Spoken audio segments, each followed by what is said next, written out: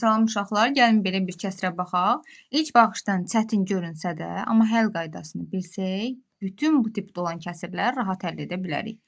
Demək, belə tip kəsirlərdə görürük ki, sürətlər bərabərdir. Məxrəclər arasındakı fərq də bir-birinə bərabərdir. Məsələn, 9-dan 7 çıxsaq 2, 25-dən 23 çıxsaq 2, aralarındakı fərq bərabərdir. Demək, bu tip kəsirlərdə birinci yerdə duran, yəni məxrəc və sürəti götürərik 5də 1-i və sonuncu kəsirdə məxrəc və sürəti götürərik, son yerdə duran ədədi. Yəni 5də 1-dən çıxarıq 25də 1-i, bölərik 2-yə. Niyə 2-yə? Aralarındakı fərq 2-yə bərabərdir.